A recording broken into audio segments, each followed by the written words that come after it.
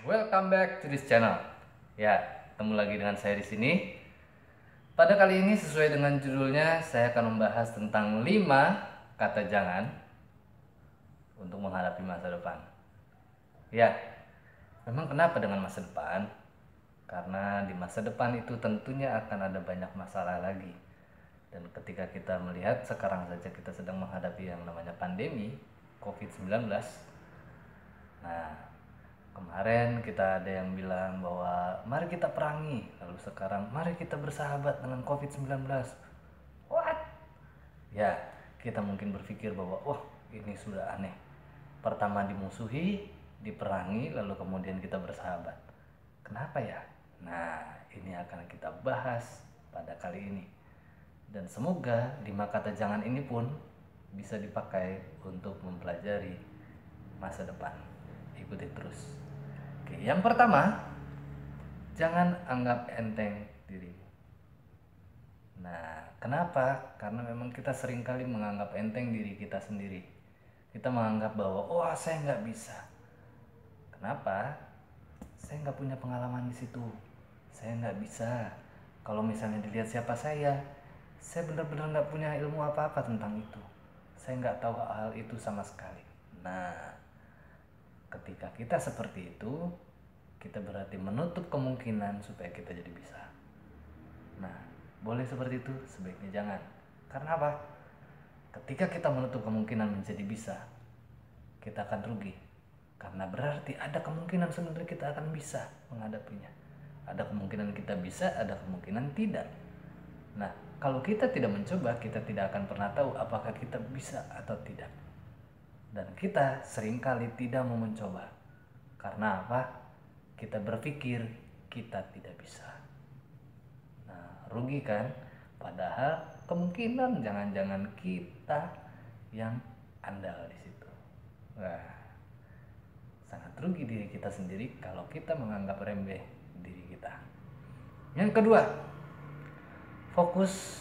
Oh, maksudnya jangan fokus pada masa lalu. Hah? Ya. Kalau misalnya di masa lalu itu saya sukses gimana? Ya justru terkadang kesuksesan di masa lalu itu menjadi musuh buat kita di masa depan. Karena kita jadi nggak belajar lagi. Kita menganggap kita udah sukses, kita menganggap bahwa saya sudah bisa terbang di atas awan. Masalah apa sih? Ah, biasa aja. Nah, kita menganggap remeh ada banyak hal. Kita menganggap gampang aja. Nah, kita nggak belajar lagi dan akhirnya itu akan membuat kita tetap gagal. Nah, kalau gitu berarti kalau saya waktu itu gagal, boleh dong saya lihat terus itu supaya kita hati-hati. Ya, kalau untuk hati-hati boleh. Karena apa? Memang ada pelajaran di sekolah juga yang namanya sejarah.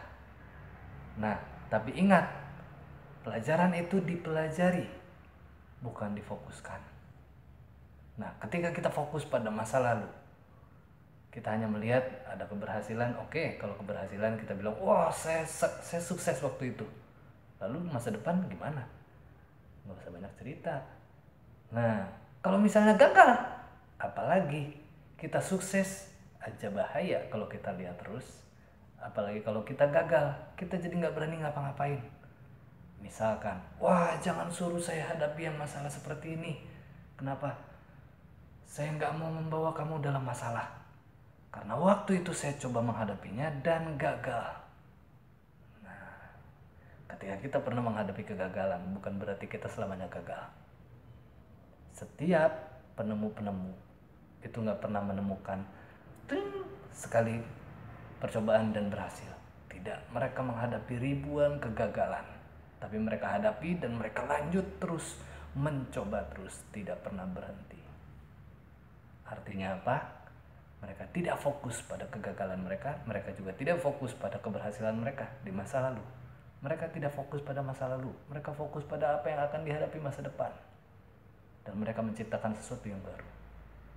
Nah, itu poin nomor 2. Jangan fokus pada masa lalu. Nomor 3, jangan jauhi masalah. Maksudnya gimana? Ya, Ketika kita didengar kata jangan jauhi masalah, mungkin kita sering berpikir, oh ini gaya Indonesia banget ya. Kenapa? Ada perang didatengin, ada kebakaran disamperin, bukan dimatiin malah divideoin. Bisa, itu banyak sekali cerita-cerita Indonesia yang seperti itu. Oke, atau mungkin ada teroris, malah fotoan, malah selfie di depan terorisnya. Oh, ya memang itu gaya Indonesia. Oh, berarti itu ya, jangan jauhi masalah. Bukan itu. Nah, sekali lagi bukan itu. Karena apa? Yang dimaksud dengan jangan jauhi masalah adalah ketika masalah itu datang, kita hadapi, kita lihat masalah itu seperti apa, kita melihat ciri-ciri masalahnya apa, kemudian kita cari kelemahan masalah itu apa, dan kita hadapi sehingga masalah itu selesai. Nah, beda jauh kan dengan malah sekedar selfie atau sekedar lapor-lapor, saya lagi menghadapi masalah, yehe. Ya itu, ya memang itu aneh ya, tapi ya nggak apa-apa lah, supaya hidup tetap ceria ya. Tapi jangan begitu terus, anehnya itu nggak banget. Oke, intinya apa? Jangan jauhi masalah, kita mempelajari menghadapi masalah itu, jangan dijauhi. Ketika kita menjauhi masalah itu, kita nggak akan pernah tahu bagaimana menghadapinya, dan kita tidak pernah tahu bagaimana mengatasinya. Ketika kita melihat orang lain berhasil, baru kita hanya meniru. Nah, kenapa menjadi peniru kalau kita bisa menjadi pencipta? Oke, yang poin keempat, ngebut banget ya, nggak apa-apa. Karena apa? Ini bisa dilihat lagi kan, bisa diulang-ulang hingga teman-teman bisa memahaminya. Oke, yang keempat, jangan benci pada masalah. Berarti dicintai masalahnya? Bukan. Tapi maksudnya ketika kita benci pada masalah, biasanya kita jadi melakukan yang tadi, yang ketiga, kita menjauhinya. Kita benci pada masalah sehingga ketika ada sesuatu yang memungkinkan terjadi masalah, kita tidak akan mau. Contoh, coba kamu mau nggak, udah cari-cari kerja kan dari kemarin nggak berhasil, coba buka usaha. Oh jangan, kenapa? Resikonya besar. Oh ya itulah, kenapa? Karena kamu benci pada masalah. Wah jangan buka usaha. Kenapa? Itu perlu modal, perlu pengalaman. Memang betul.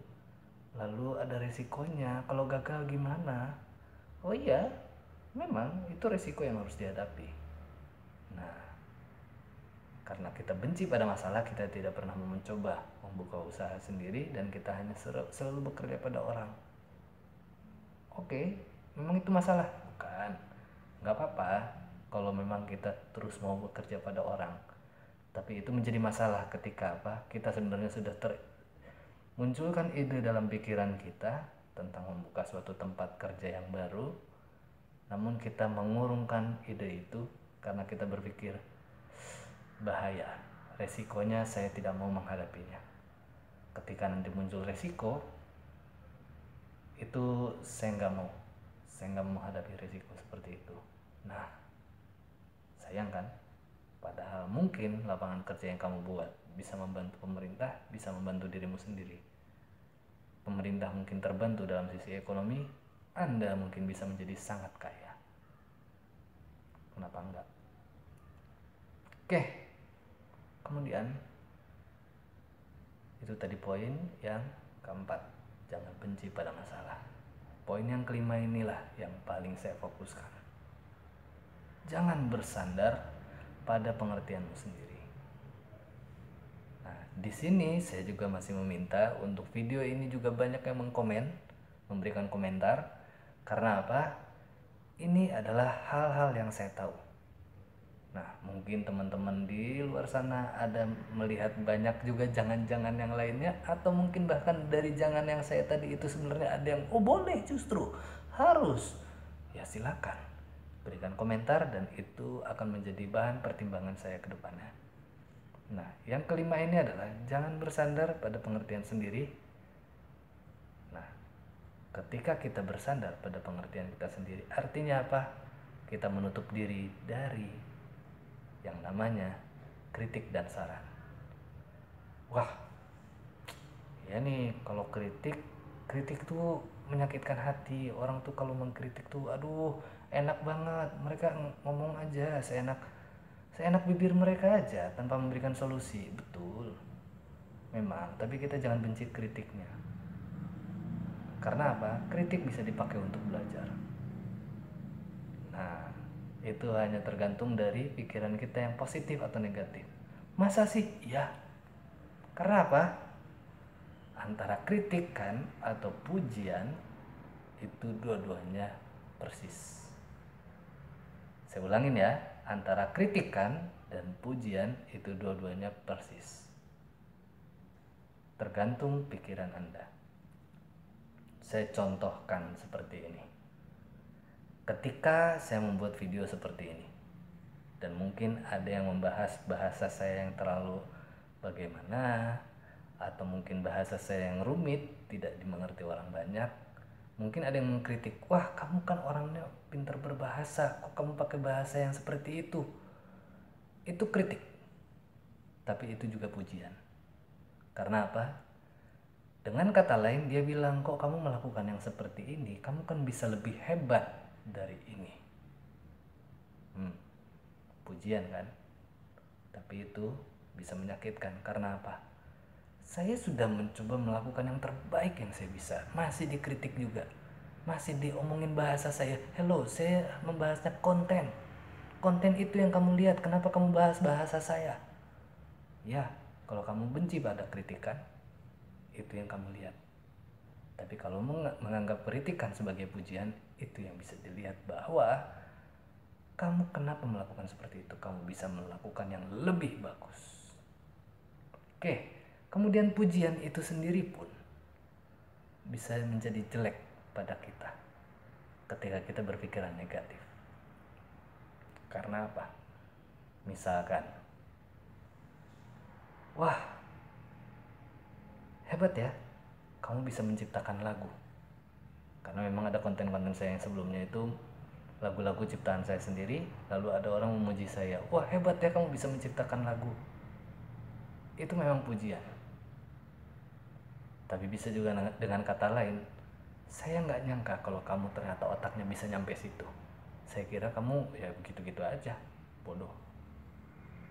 Itu adalah pikiran negatif. Pikiran negatif, walaupun dipuji, kita tetap down. Pikiran positif, walaupun dikritik, kita tetap maju. Karena kritikan, sepedas apapun, bisa dipakai untuk pecutan agar kita maju ke depan. Nah, berarti poin yang kelima tadi adalah jangan bersandar pada pengertian kita sendiri. Karena ketika saya bersandar pada pengertian saya sendiri, orang bicara apa tentang saya, lalu saya menganggapnya sebagai kritikan, sebagai pujian, atau sebagai apa sesuatu.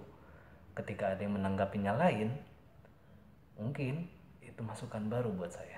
Tapi kalau saya hanya bersandar pada pengertian saya sendiri, ketika ada yang mengkritik, oh kamu tidak tahu soalnya yang saya bahas apa, ya kan? Ketika ada yang memberikan pujian, oh kamu pikir saya cuma bisa gitu aja? Enggak, saya bisa lagi yang lain. Nah, kita hanya bersandar pada kemampuan kita hanya bersandar pada apa yang kita mengerti. Mungkin orang sudah bermaksud baik, namun kita salah mengerti dan kita tidak mau tahu pandangan orang lain tentang kritikan itu, tentang penyampaian pesan itu, dan kita langsung menjudge orang yang menyampaikan itu sebagai haters.